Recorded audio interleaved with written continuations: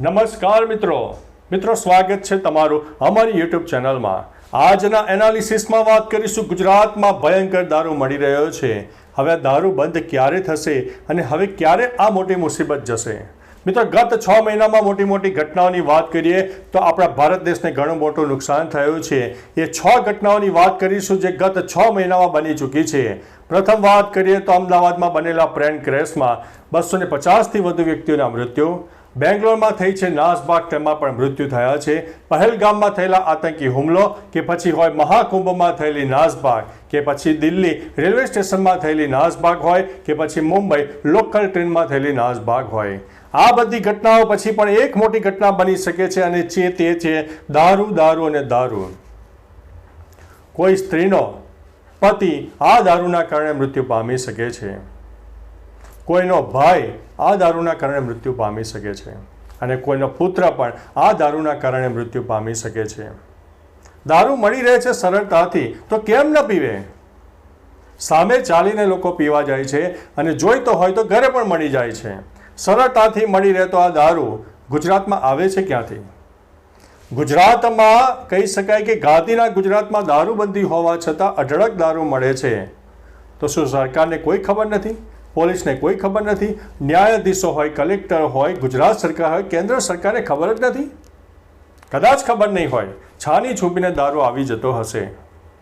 પરંતુ મિત્રો, હવે પબ્લિકે સજાગ થવાનું છે, કારણ કે ગાંધીના ગુજરાતમાં જો આટલો સરળતાથી દારૂ મળતો હોય ને તો તેને હવે કહી શકાય કે તેને ટાટા બાય બાય કહેવાનો સમય આવી ગયો છે। કદાચ તમે પોલીસવાળાને કહેવા જશો કોઈ સોલ્યુશન નહીં આવે, ન્યાયાધીશને કહેવા જશો કોઈ સોલ્યુશન નહીં આવે, કલેક્ટરને કહેવા જશો કોઈ સોલ્યુશન નહીં આવે, ગુજરાત સરકારને કહેશો, કેન્દ્ર સરકારને કહેશો કોઈ સોલ્યુશન નહીં આવે, પરંતુ સોલ્યુશન આવશે તમારા એક નાનકડા ફોનથી। મારી એવી સ્ત્રીઓને વાત કરવી છે કે અત્યારે એન્ડ્રોઈડનો જમાનો છે, સ્માર્ટફોનનો જમાનો છે।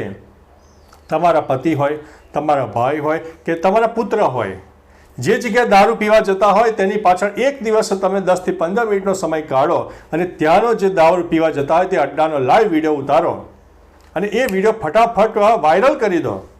એક નાનકડા સ્માર્ટફોનથી તમારા પતિનો જીવ બચી શકે છે, ભાઈનો જીવ બચી શકે છે, પુત્રનો જીવ બચી શકે છે।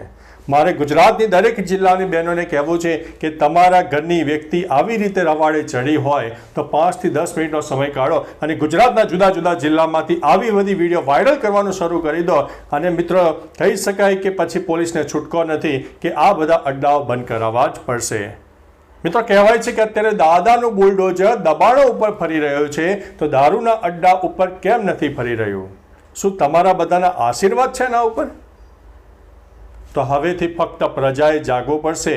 દરેક જિલ્લાની બહેનોને અથવા તો ભાઈઓ હોય કે બહેનો હોય, દરેકને વિનંતી છે કે આવા બધા દારૂના અડ્ડે તમારા કોઈ સ્વજન જતા હોય ને તો 5-1 મિનિટની વિડીયો દરેક જિલ્લામાંથી વાયરલ કરવા માંડો।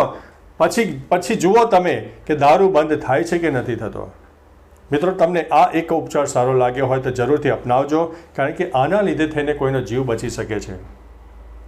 તો મિત્રો, વિડીયો સારી લાગી હોય તો અન્ય મિત્રોમાં શેર કરવાનું ભૂલતા નહીં। ફરીથી એક આવું નવું અપડેટ લઈને આપણે મળવાના છીએ, તે તમારે લખવું હોય તો લખી રાખજો।